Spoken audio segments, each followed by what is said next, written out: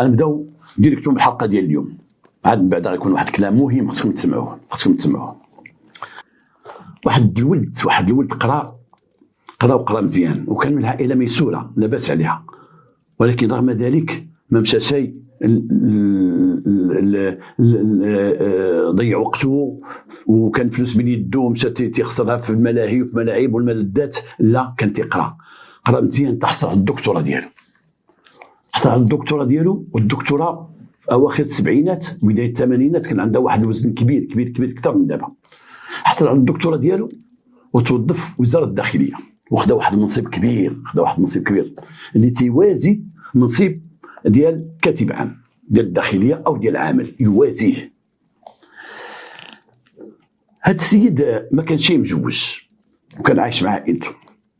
من بعد بقى تيفكر في الزواج، ولكن هو كان عنده واحد الافكار في راسو، ما تيشوف شي في دوك البنات اللي شويه دوك اللعوبات كما تيقولوا، البنات اللي مطلقين شويه، دوك البنات اللي تيشوفهم مع صحابو وتيشوفهم شويه محلولات شويه كما تيقولوا، وبنات اللي هما تيشوفهم ما مربياتش، كان شويه تيبغضهم ما تيحملهمش.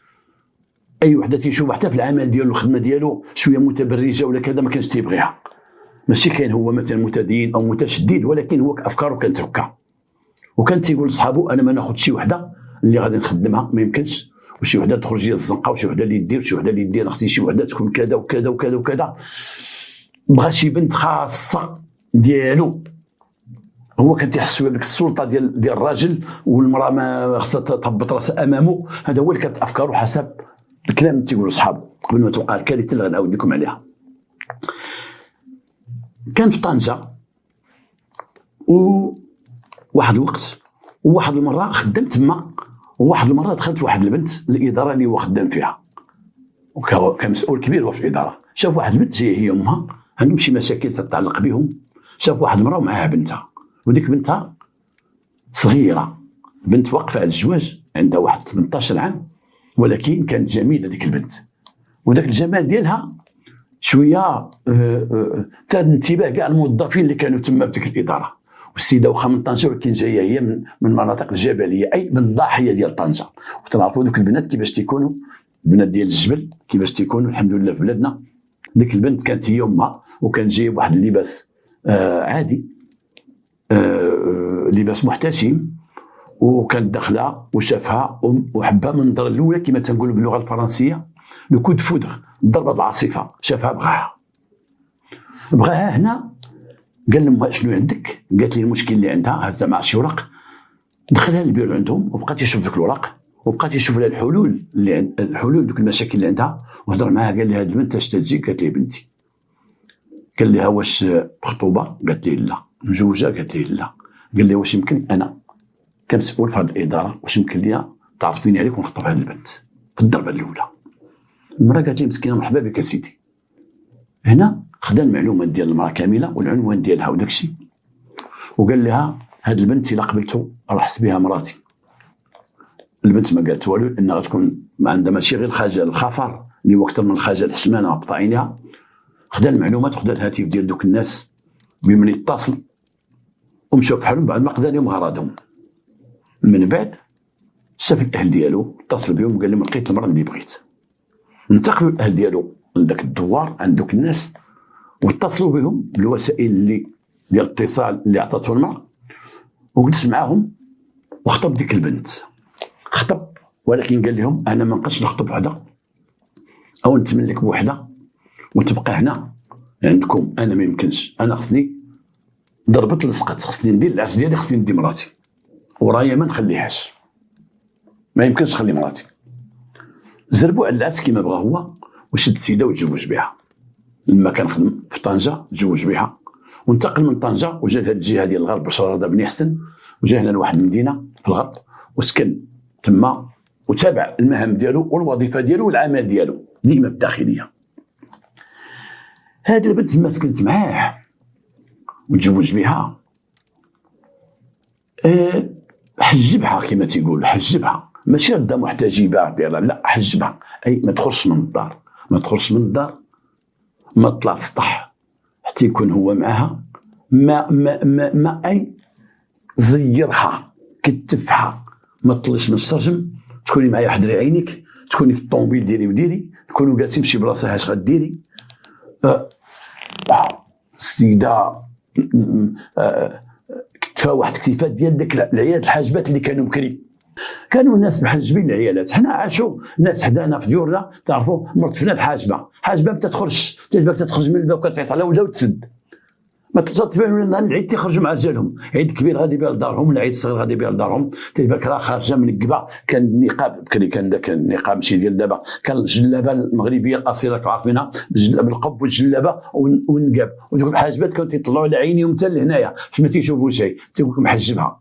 كنا ناس في حومتنا ما تعرفوش غيرتهم مزيان، ما تنشوفوهمش مزيان، عمرنا ما جلسنا معاهم ولا شفناهم ولا جاو خرجوا قدامنا، لان راجلها محجبها قليل. تدخلوا عندها عيال ديال الدرب، ولكن هي ما تدخلش، تيسموا محجبها راجلها، ما تخدم ما دير والو. حتى هذه حجبها بديك الطريقه القديمه وما خلاها تساق.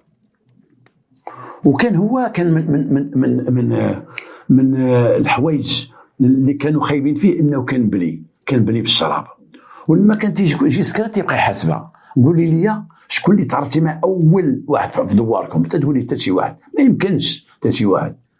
فواش كنتي تقراي ما عمرك تعرفتي مع شي دري؟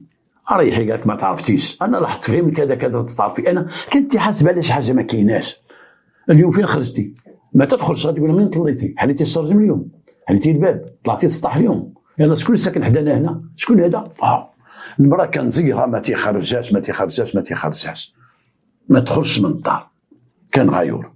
هو كان سلطوي، ذاك الرجل السلطوي، ذاك السيسي السلطوي، حتى انه كان شويه مكروه، ما حملهاش تبقى تمشي لدارهم، ومره في العام ولا مره في 6 شهور تطربوا وتطلبوا وتمشي معاها ولما تمشي لدارهم تيقول لها جلسي حدايا، ما تقولش غنمشي نطلع لعمتي تجي تطلع لك هنا، ولا غنمشي نشوف اختي تجي عندك هنا. اي ما عندهاش من حق تمشي لدوارهم وتدخل شي دار من غير دارهم وتخرج عند اللي بغى يجي يشوفها تما، واللي بغى يجي يشوفها تما. وتيقول دار نشوفوا شي وحده من عائلتكم يجي معها شي راجل ما يسلمش على مراتي، ما يحطش يدو على يد مراتي. اي كانوا تلقاو مشكل مع خوالها امامها يشوفوها ويهضروا معها ويتكلموا، واحد هو ما تيبغيش. حتى ان دوك العائله كرهوه، تيقول ما تبقاش تجي عندنا، ما تبقاش تجيبها وما تجيش عندنا. اي البنت ولات في الحبس حارمها من كل شيء، حارمها من الحياه. الا بغينا نقولوا مسدود عليها، هي مسجونه وكانها مسجوناش. واش هذا نوع من الغيره؟ ولكن هذا نوع واحد المرض. قالوا لي واحد الطبيب بسيكولوج، والله الا قالوا لي بالتليفون، ولكن واحد شويه معقده لانه عنده، قال لي عنده 4 ولا 5 اسماء في البسيكولوجي ولا البسيكياتري. هذا النوع ديال الناس عندهم واحد العقده كبيره ديال الغيره، ولكن فايته الغيره الواحد لحد ما يتصورش على البال. اليوم غدا ديك السيده ودخلت معاه فهوات الصراع والمطالبه بالحق ديالها.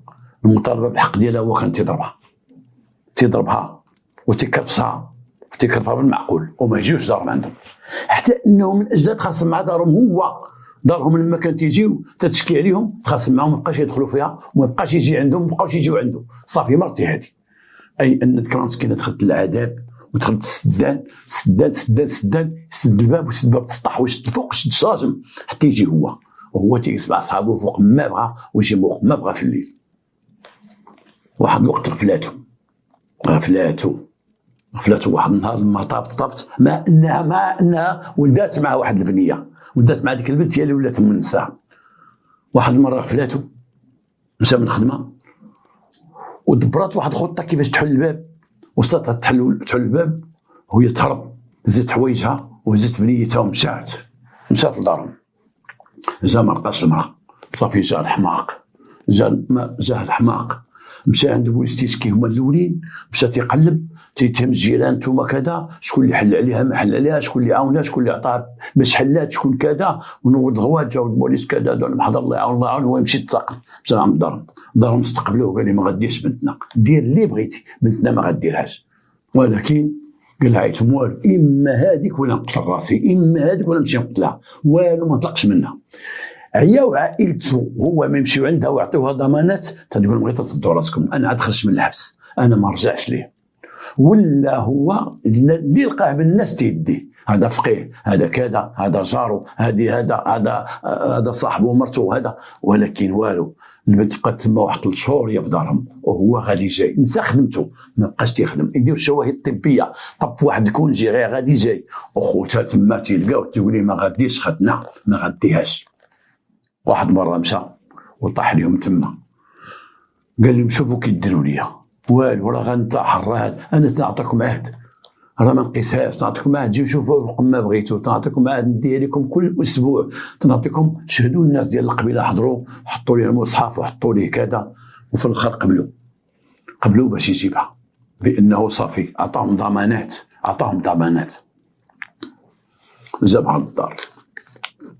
ولكن ذاك النهار لما كان جايبها كان هز معاه الشرف في الطوموبيل، خرج بوحدها دازت حويجاتها وبقى جايبها في الطريق، جايبها وجبد الشراب من الكفر ديال الطوموبيل وبدات يشرب البيره، تيرمي القراعي كيما هو اعترف بداكشي، وبقى جاي تيشرب وهي وجاي وتزيد يثبتها وتزيد يقول لها كوني هانيه، انا تبدلت، انا وليت راجل حر وانت مراتي وانا كنت نغير عليك وانت كذا. وجات ودخلت معها للدار، سكن مزيان وبدات يحاسبها على 3 شهور يدوزات عند دارهم. شكون اللي جا عندكم ولاد خالتكم؟ شكون اللي جا عندك راجل اختك؟ وباك هو من كان تيجي للدار؟ قولي لي صالحيني، شكون اللي جا عندكم ولاد الدوار؟ شكون اللي كذا؟ هو يدوز معها للتأديب. هذيك 3 شهور بغات تعطيها ليه ساعه بساعه ماشي نهار بنهار. هو كتفها وبقات يحاسبها، قولي لي شكون، قلت لك قولي لي شكون. ديك 3 شهور فين مشيتي انت وامك؟ فين خرجتي؟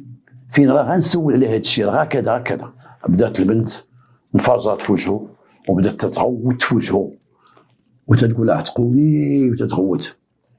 مشى هز واحد الجنويه، هو يشدها، هو يذبحها بها، وبدا تيضرب فيها حسب محضر معاينه ديال الشرطه اللي مشاو لعين المكان. هو يخشي في هذيك الجنويه في الجهه ديال القلب ديالها وقطعها 10 ركعه، اي ان الجثه في الصوره ديال الجثه في الصوره خرج لها الكلش ديالها خارجه ومصارنا خارجين وكلها متقبعه.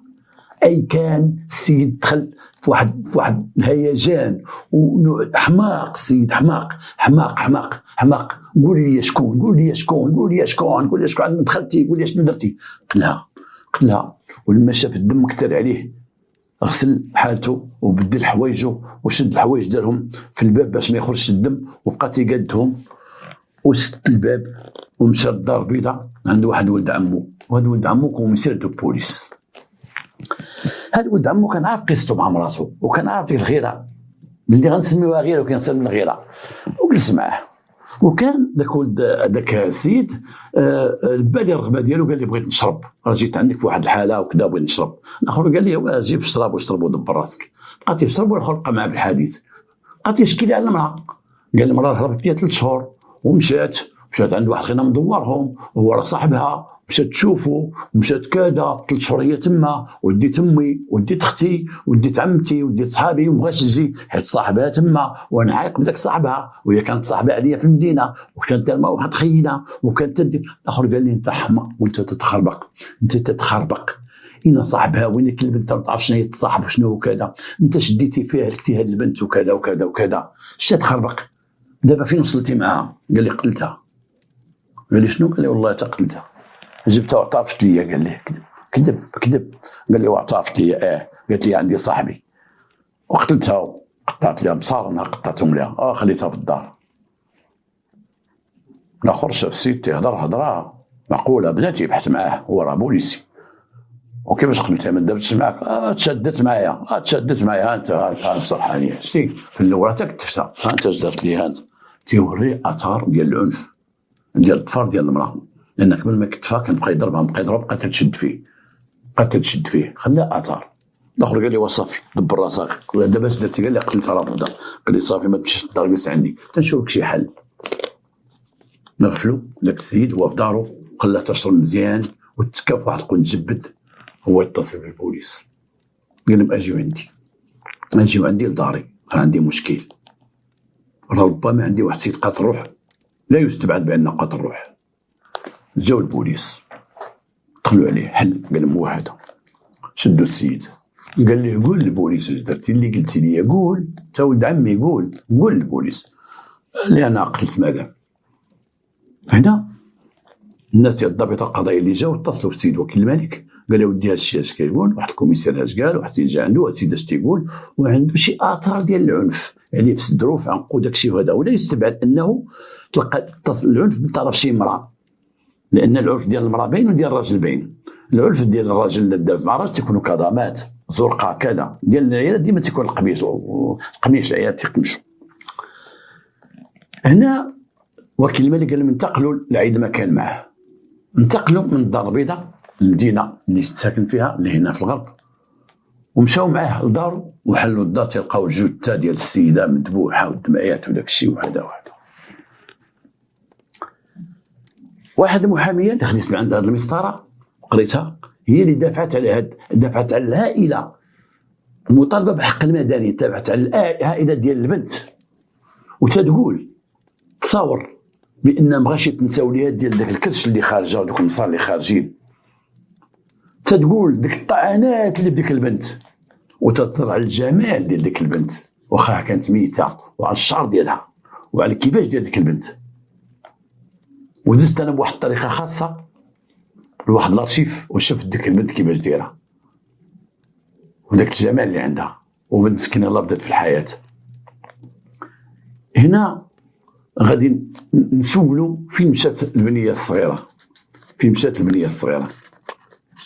من حسن حظها هي، من حسن حظها من كان جايبها من لهيه خلات بنتها في دارهم، قالت لها تنبعد ونجي نديها زعما تنتمكن، خلاتها في دارهم لما جاو للمحكمه وطالبوا المحاميه طالبت بالحق المدني ودافعت على الضحيه. هنا المحكمه في القرار النهائي وفي الحكم النهائي تحكم عليه هو بالمؤبد، تحكم عليه بالمؤبد. وهي العائله قالت لهم حنا واخا ان المحكمه حاكمت لهم بتعويض مادي، هما قالوا حنا ما نشدوا حتى شي فلوس على بنتنا، حنا واخا فقراء ما عندناش، حنا ما يتسماش خدينا شي فلوس اللي ديال بنتنا، المخزر يدير اللي بغا، حنا ما ناخذوا والو. قال المحاميه حنا ما طالبينش في هذه الفلوس، ما ناخذوهاش، ما تنفديهاش، حنا صافي خرج على بنتنا، حنا صافي. العائله ديالو طالبت ديك البنيه الصغيره ان عائله ميسوره، وتلقاو العائلات بجوج واتفقوا باش ديك البنيه تبقى عند العائله الميسوره اللي عائلته. قال خلينا نشموا فيها ريحه ولدنا اللي ضاع وبنتكم اللي ضاعت، وحنا قادين بهذه البنيه باش تكبر وباش تزيد وتشوفكم وتجي تشوفكم، لان حتى العائله ديالو ضربت مع البنت الهالكه، ضمت معاها وبكات مو وبكاو هلو على ديك البنت اللي مشات في واحد الغيره ديال والو، ديال تناو والشك وكذا، خداها زوينه عليه كما تيقولوا، احسن من النفس. ماشي النوع اللي خصو نوع كبير، هذا النوع زوين، هذا النوع ما يتساهلوش، وغار واحد الغيره ديال الحماق، لانه هو كان مريض بالغيره قبل كما قلت لكم، كان في العمل ديالو كما تيقول الناس كانوا خدامين معاه، اشوف كي دايره، شوف كي لابسه، شوف بنات اليوم مقزبه ما الله عليهم كذا، الغاط تيلغط على البنات، تيتم البنات التبرج، تيتموا بانه فاسقات، تيتم مرض، كان عنده واحد المرض من الامراض العقليه الخطيره الداخله، مع انه كان هذا الدكتوره ديالو، مع انه كان عنده منصب كبير، خرج هذيك البنت وقراها وذبحها وصيفطها مسكينه هكاك، صيفطها للقبر وهي ما دايره والو، بريئه، ما كفاش العذاب اللي دوز معها حتى ولدت ديك البنت وزاد عذاب اخر. انا حيت 3 شهور قال ديك 3 شهور شنو دارت اش غدير البنت في دوار الجبل، الجباله ما عندهمش في الدوار الفسق والفساد، الدوار ديال الجباله تنعرفوا ما عندهمش هذا الشيء هذا، وجميع الدواوير ديال المغرب ما تكونش فيهم فساد والفسق وكذا كذا الا نادرا، وداك الشيء تيكون مستور متستورا. خرج هذيك البنيه وخلى هذيك البنت يتيمه، خرج على امها. اولا كما قالت الاستاذه، قال لك بقى تيخربق لما جا المحكمه، بقى تيخربق ما تيدافعش راسو، بقى تيخربق. حتى المحامي ديالو وقع معاه في ليتيج، هو تيهضر في شكل الاخر، تيهضر في شكل لا، وانت تبغي وحده ديالك تسافر بلا بيك، وانت تيقول القاضي وانت تبغي وحده تخرج ما تقتلهاش اللي مشات من دارهم بلا بيك ولا كذا كذا. كان رجع هو 1400 عام، رجع لذاك الافكار القديمه، كان هازها، كان فيه شيطان قديم شيطان قديم كان فيه، كان هو شخص قديم في مخه ماشي معاصر، وكان بقى تيخربق ومثل السجن ما عاودت سولت عليه الا واحد قال لي انا خليته في واحد الحاله في شكل واحد الحاله مرضيه، قال لي محال يخرج، ما تنظنش يخرج، ما تنظنش يخرج. قال لي قدموا تما، كما قال لي واحد السيد هو واحد الكارديان، قال لي باقي تما قدموا تما. شوف هاد البنت مسكينه بصات الضحيه ديال التناوب ديال الشك. بزاف الناس في الشك، غير في الشك قتلوا، بزاف الناس في الغيره قتلوا. سيتو الشك شك شك شك.